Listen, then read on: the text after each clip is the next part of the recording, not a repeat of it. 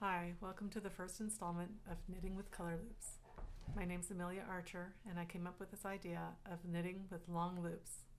Vertical stranded knitting is not an entirely new idea, but knitting with a long loop has a lot of advantages and I don't think has been fully explored. And I think it's my idea to actually knit with a loop. So I've been going with it, and I put up an ebook on Ravelry, and I've explored the idea with a lot of different socks because that's a small, easy way to knit in the round. And later on I'll be showing a bunch of socks from that box. But right now I'd like to jump right in and show you how I do it. I have a cuff here. Oops. And I'd like to do a contrast row with a different color. Of course, I'm making a mess of this.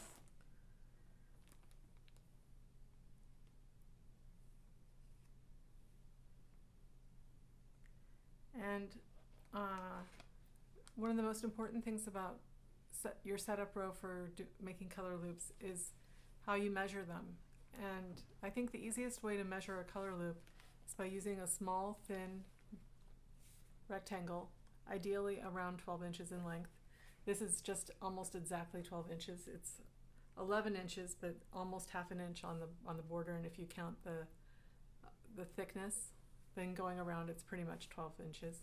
It really doesn't matter if it's 12 inches though, because what matters is your consistency in measuring your loops so that you know from one loop to the next how close your measurement's going to be. When I was making the sample sock for the color loops tutorial in the book, I used this yarn, and so I'm going to make a pair for that sock. When I measured the loops for that sock, I used a Kindle. So I'm going to show you measuring the color loops with the Kindle again, but you don't have to use a Kindle. You can use anything you want to measure your color loops. So I'll start by knitting. I'm going to follow the directions that I gave in this tutorial, and in it there's a diagram where I show the loop of the round of the sock, and I show the placement of the loops. So I'm going to follow that exactly.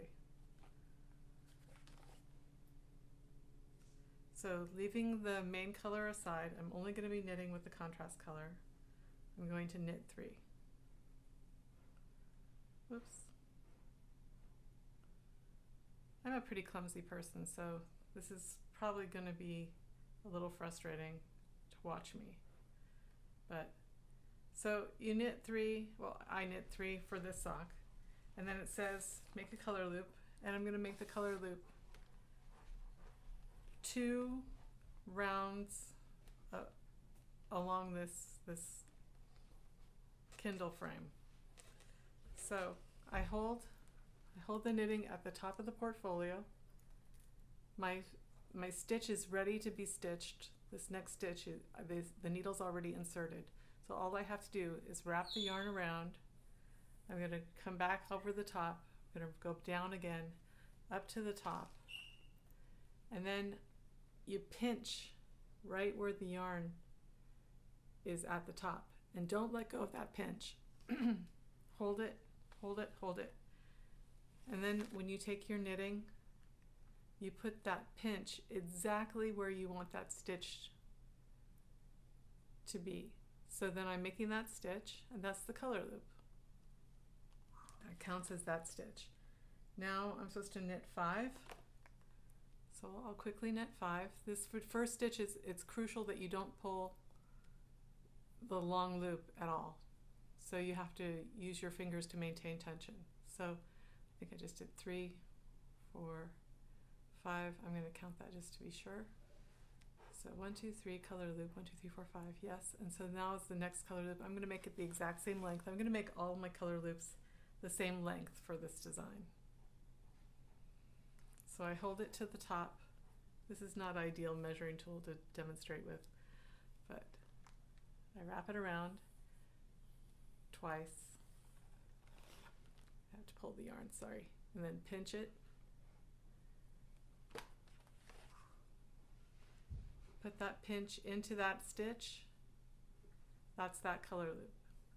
Now I need to, I know it changes numbers now. Yes, it's 6. One different. 1, 2, 3,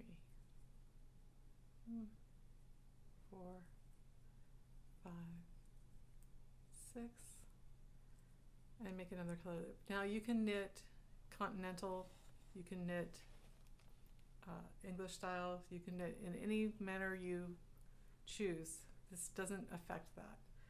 It's just you have to figure out which hand you're going to do with what. And for me, I like switching back and forth.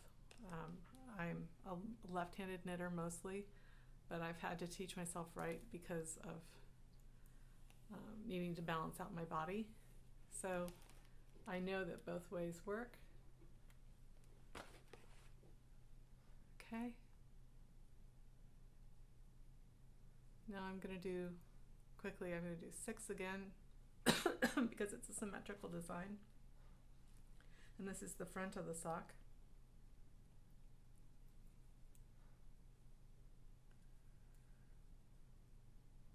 Put 1, 2, 3,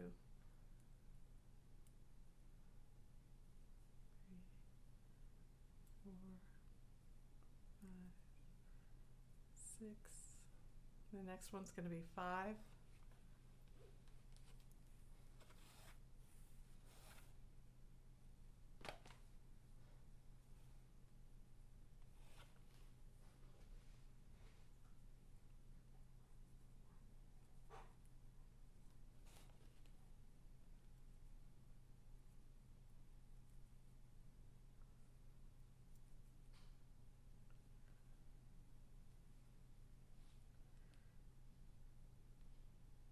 The next one's going to be 6.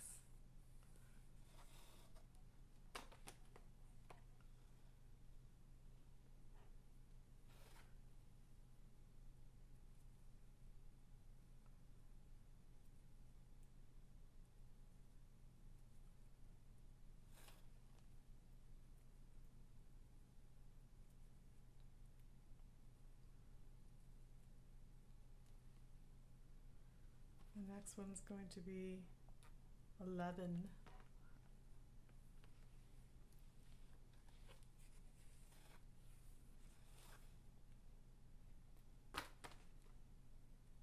So you can see why you want your rectangle measuring tool to be sort of light, a little bit easier to handle. 1, sorry, I'm counting.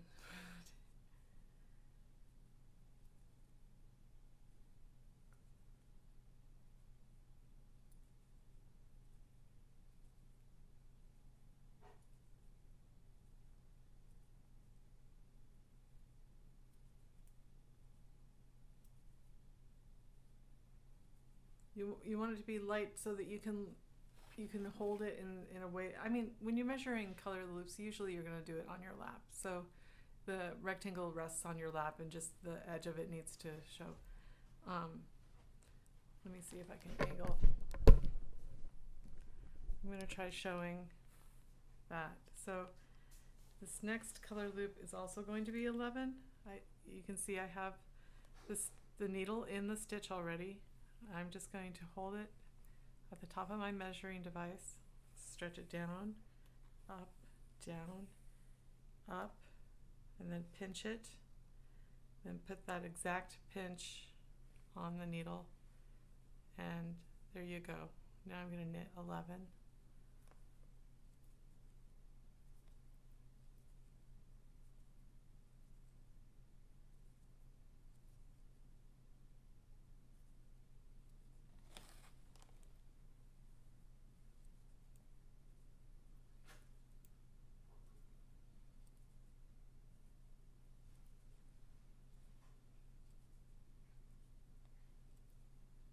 Okay, now I'm going to do another color loop.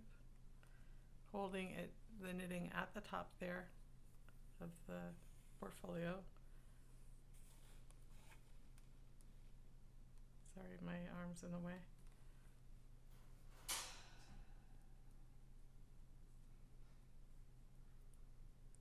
Let me see if I have any more.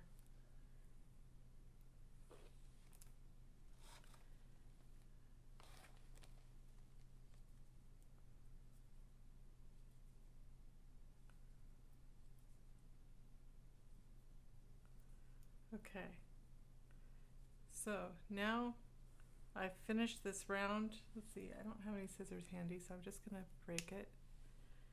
I'm done with red. I'm done with my contrast color. Now all I have to do is start knitting with the main color. And as I go around, where's my, here it is. As I go around, I'm going to knit with these as I come to them. The next row though, I will do some moving around and place them where I want them. They can move around because right now the two strands hang next to each other, but in this design I want to separate them by one, many of them. So I'll show you how I do that. On page 18 of the Color Loops book, there's this second diagram that shows the setup round. Each stitch is represented by a little circle, and the color loops are colored in with a color. And if the color loop is a different color, I usually note whether it's knit both loops to get both sides of the loop together, or maybe even the fact that this one is brought to the front of work so that it's going to be purled. So I'm going to follow along this diagram, and it's a very easy way to count your stitches. So I know that if it's gray, or light blue in this case, it's going to be gray for me. And then when I get to a colored circle, purple, I pick up the color loop and knit with it. Now this next one is also a color loop, but my diagram says that I want it to be gray, so I just knit a gray one and I use that loop for the next stitch over.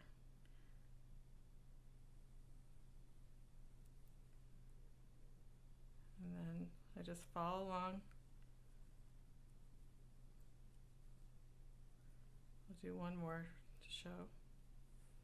So this one is attached to a color loop. I'm going to knit with that color loop. Then the next one is also the other side of that color loop, but I'm going to knit with my gray color. And then the next one is going to be that other arm. And it just doesn't matter how many stitches that color loop needs to stretch. This is only the setup row, but there's definitely enough slack that the sock still remains stretchy. And I think I'll pause now and go to the next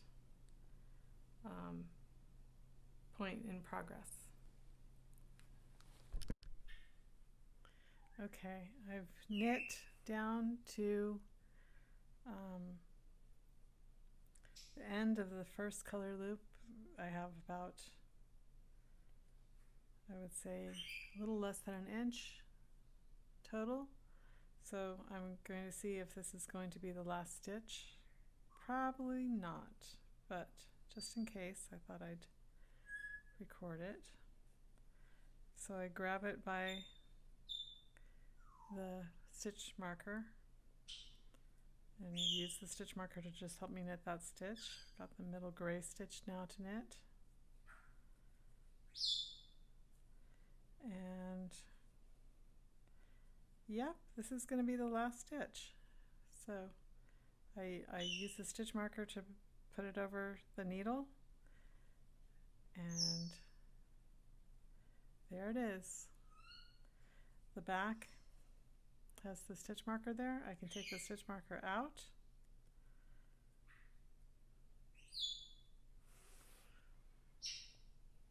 So now it's just red. Sorry. Gotta get more in the middle. red, gray, red. There, you can see that. And then just keep knitting. And the next time I go around, it's just going to be knit gray. Okay, this one is getting short.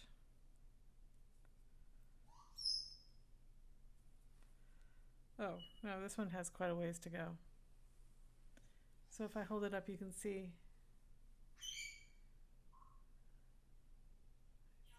I think my camera is flipped. I think I'm going to have to rotate it, but just in case I can't. I don't even have color loops at the bottom of these yet. I mean, not color loops, stitch markers, because I really only need stitch markers when they're short, maybe right there.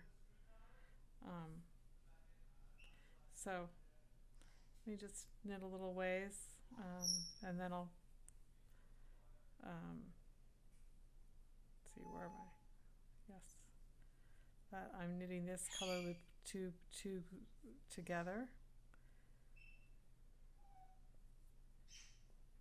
It adds a little texture, a little thickness, a little definition.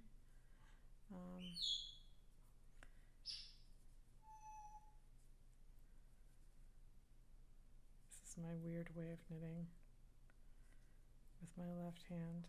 So this stitch, I purl every other row, otherwise I knit. So when I purl with the color loop, but when I knit with the main color. And this one will be the longest, because on the other sock you can see, sorry, it goes all the way down into the foot. Okay, let's see what the other side of the front of the foot of this sock will look like.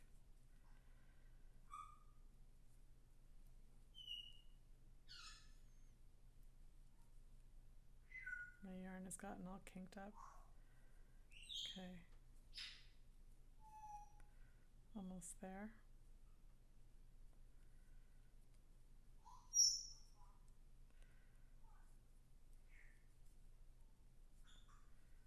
So let's see if this will be also the last two stitches on this one. And it looks like, yes, it looks like it's pretty similar to in length. So I'll do the first side, knit the middle one, and then the second side, just up and over, knit it, and then take out the stitch marker. I'm always like super thrilled when this happens, but also a little sad too, because then it's just boring after that, to me. Not really. I like knitting socks, and I have other color loops, but isn't that pretty?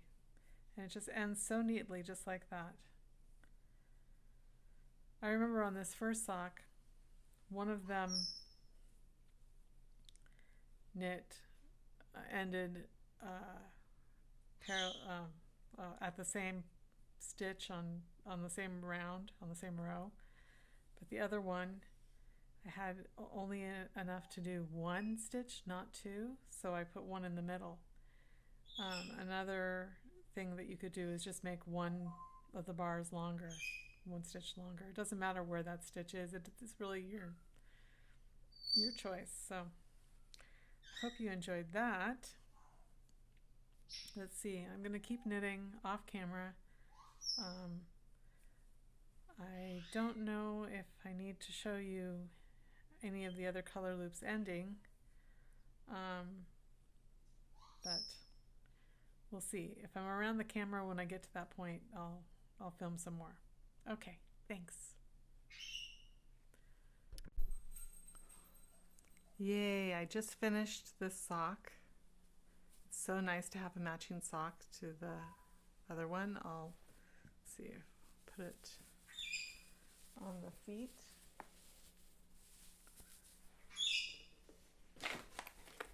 Oh, I have a stitch marker I need to remove.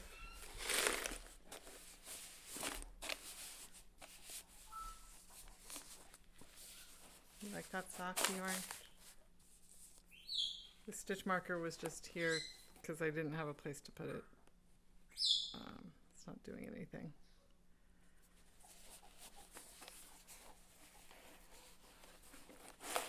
And voila!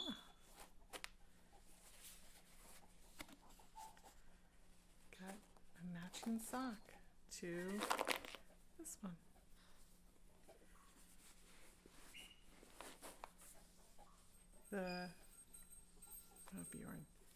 The color loops ended slightly different than on the other sock,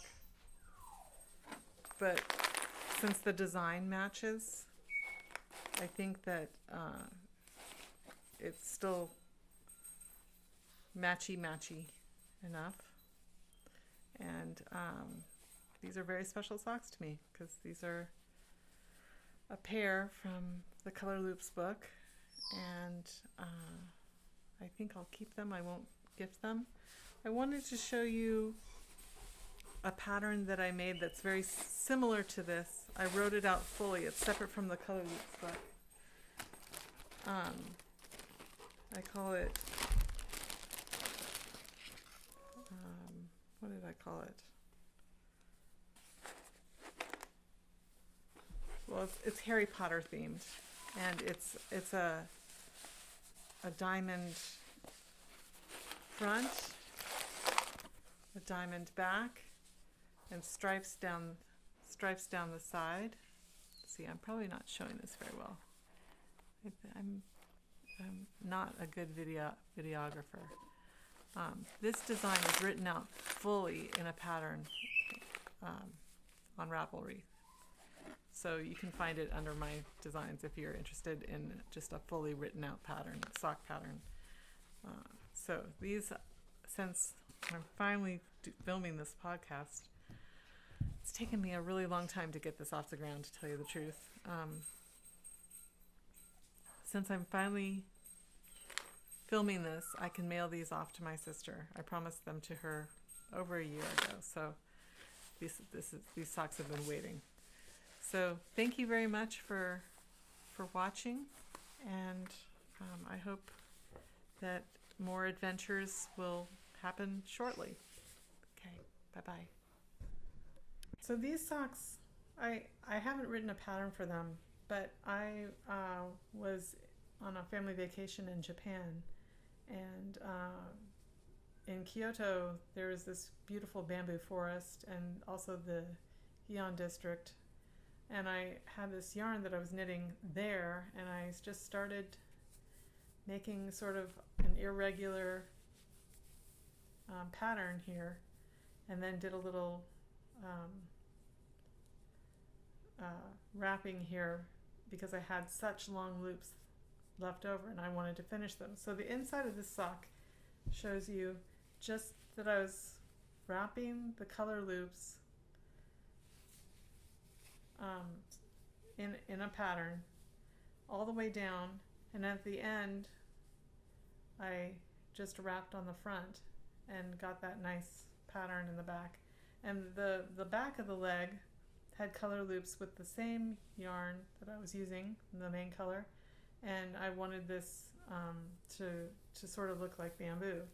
So this sock is just an example of something I was doing for fun. And I made, after doing the cuff, I made color loops for each of these columns. And then when I started with the main yarn, I made color loops for these 5 columns. So you're able to do different color loops for the sock. And by this point, I'd also discovered that I really like the back of the heel to have slip stitch. I call that an ankle snug, because then when you put it on your foot or a sock form, I'll show you, it does this really nice, instead of a bagginess right at the ankle, I have coins in this to weight it down, it really pulls it in right here and it's not tight, it totally stretches, it just prevents there from being a huge gap. So I think this sock is really pretty. It's very simple, but it used color loops in a way to combine with a variegated yarn to not detract from the yarn, but make it showcase the beauty, I think. So this was a pair of socks I made for fun. It's not in the book. Most of these socks are in the book. The most special pair of socks, or it's rare because it is a pair, is these socks, which is the pair that I was working on when I first got the idea. This is the very first color loops. So I don't even wear these socks because they're too special, but I wanted to show how I made a loop and then I did sort of a back and forth, and then I had a couple rows where I didn't use it, so it made this vertical strand. And then I did it again until I ran out, and then at the end I just stitch at the end, and it just gave me this idea that I could do a lot of things with color loops. All the loops are not the same length because I didn't measure them using the same tension all the way around. But color loops are great. You have a stretchy sock, you don't have any barrier towards a sock. It's just the same as a vanilla sock, basically. What else was I going to say? I forget now. But this led to thinking about what else I could do. And so I kept going and I started writing down ideas and making a book. This is a more simple version of that exact same idea, only instead of going back and forth, I just made one stitch and then a couple plain rows, one stitch, a couple plain rows, and it makes a line on the inside. This sock was the sock that I decided looked way too baggy and on my leg, on the model, and I was like, I gotta do something with this fabric. I gotta tuck that in. It's just not even comfortable. I made this compilation sock where I did something similar. I did a color loop thing here, but you can't see it, it's invisible. So there's no point in even talking about it. But that happens once in a while, not very often. Usually it's very striking when you do something with color loops. But here I carried loops down from this yarn into here, and I made what I call gumdrops.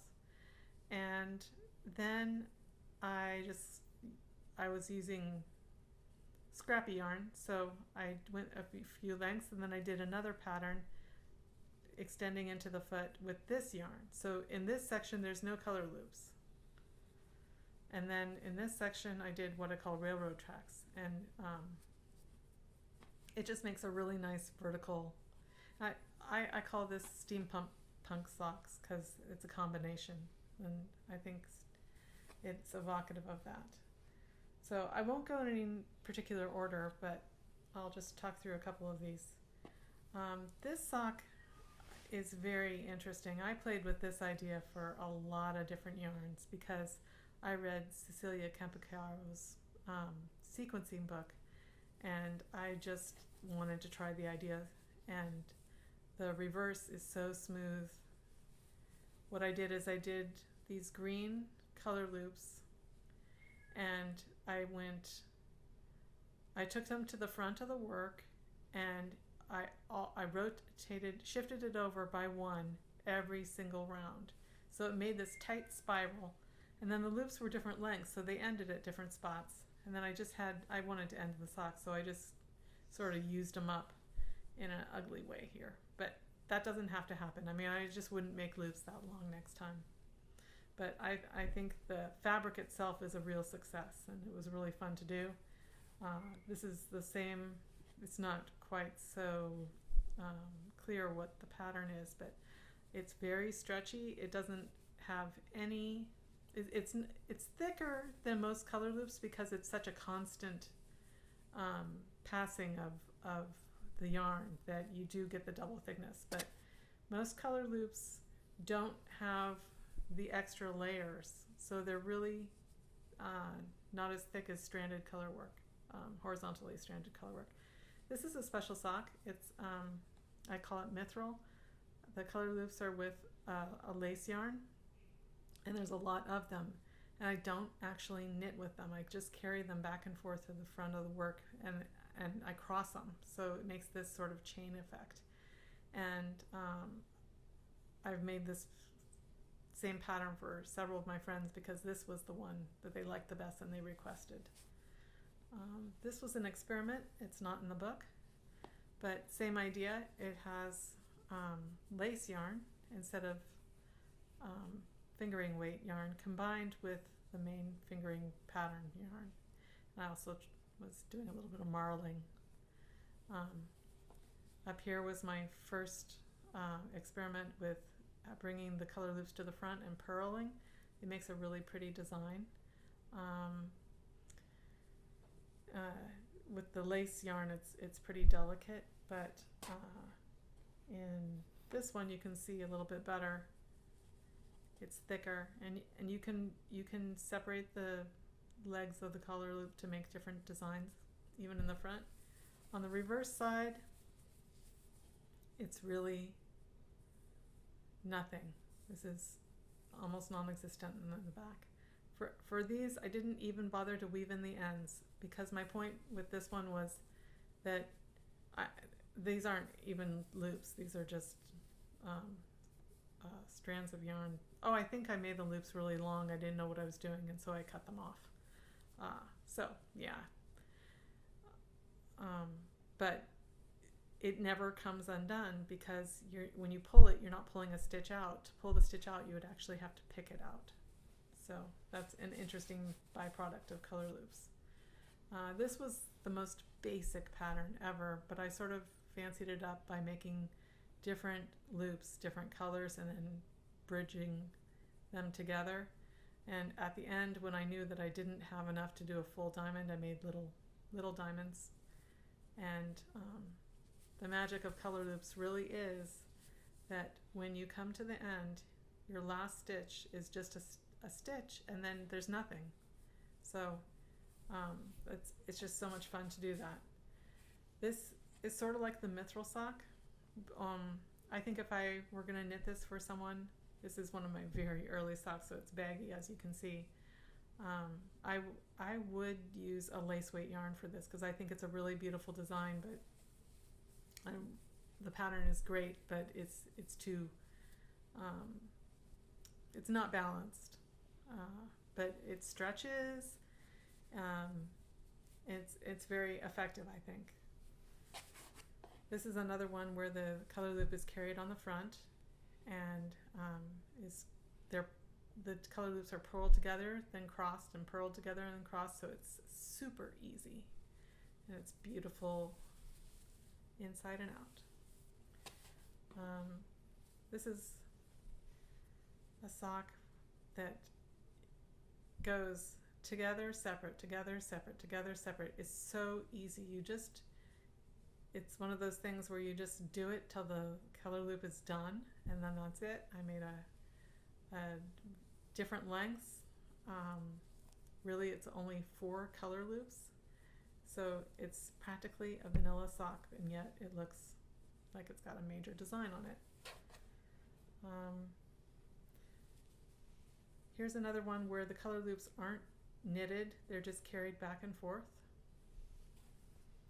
The partner one to that is this one, where instead of X's, it's V's, where you go together, separate, together, separate. I'm going to show these over here. And on the inside, it's very subtle, but you can tell what you're doing the entire time, so there's no mystery. I did change, I took purple from the cuff for this section, then I took pink, or it's actually, yeah, I guess it is sort of pink, from this section for this, and then when they were running out, I changed colors back to pink again and took color loops from the purple, so you could just do as you go. I'd like to talk about self-striping yarn. You could do a lot of different things, but this was an early thing that I did. I made really long color loops, and I just made them based on the colors of the yarn as I got to them around the cuff, and then so I didn't measure them, so they were really too long, and then I just used them as double strength single stitch color loops all the way down to cross the different colors. And I found that when you do this, it's striking, but it is actually too bulky, so it's nicer to use this. If you're going to do a double weight, you might want to go down the size in yarn. This stitch is a version of together separate, only spaced with plain working yarn segments in between, and I think it sort of has a wallpaper effect. You could definitely do this with horizontal stranding, but look, when you do it with vertical stranding, it stretches and it's lightweight. You're not getting any added bulk, so this is a really comfortable sock to wear. Here's another one where it's not knitted, it's just pulled back and forth in a really simple design. This one is called Parallel Bars, where it's a color loop knit separately with one stitch in between, all the way down till the color loop ends. And I used a highly pooling yarn just to see what would happen if I did it with color loops, and I think it really organizes the yarn. This is that same self-striping yarn, only with the color loops separated. I should have done this in the other order, but it just makes an amazing woven feeling. And on the inside, it's neat and stretchy. It does have ridges, but they're smooth, so it's a very comfortable sock to wear. So this was like, I would definitely do this again in a different yarn, I think, because I think it doesn't need quite as much color blocking. I think maybe longer patterns would be more interesting. This is sort of like the wallpaper yarn, only the together separate is spaced farther apart, and instead it's separate together separate instead of together separate together. So this one's an opposite one, and the amazing thing with this sock is that these colors are so bright, and yet when you put the yarn together in the form of color loops, there's no like overpowering. The copper really ends up being more subtle than I would expect.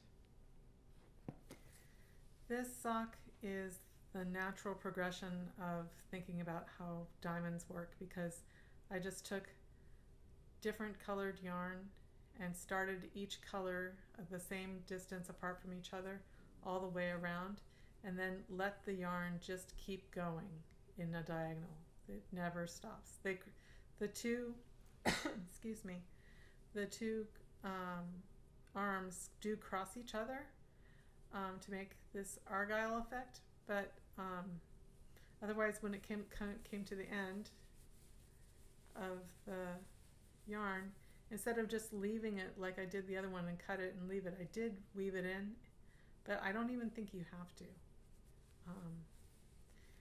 Upside down color loops, that's what I call that. But I know these have been traditionally used, that method has been traditionally used in socks and other knitting, nothing new. But as you can see, I take that idea and just do it for 3 diamonds on this sock that I call floating diamonds, and why not? You don't get the benefit of no ends to weave in. You do have to weave in the 2 ends, but you're only weaving in 2 ends. That's it. So it's still totally easy. I guess 4 more pairs to talk about. This is a crazy sock. I call it macrame because I stretched, I made long color loops out of this slow striping yarn, and then I knit this whole amount of the leg and stretched it over a wine bottle and then tied knots like macrame. And then I still had long loops left over, so I doubled them up and made really thick purled ridges, so they look knotty and bulky and soft and squishy, and they made this really I think sort of cool pattern. On the inside there's almost nothing. It's super smooth. It's just all on the outside of the sock. This is a super comfortable sock to wear. This sock, I was keeping the design on the outside also, not the inside. The inside has almost nothing, super smooth. But I wanted to be fancy, so I went different distances from each other. And so I call this feathered fancy or something like that. I think this, on a more contrast background, would be really striking. I also experimented doing faux cables. These are not cables at all. It's just moving the color loop around and stitching to get sort of a Celtic pattern. And finally, I think maybe my best sock, not everybody would agree, but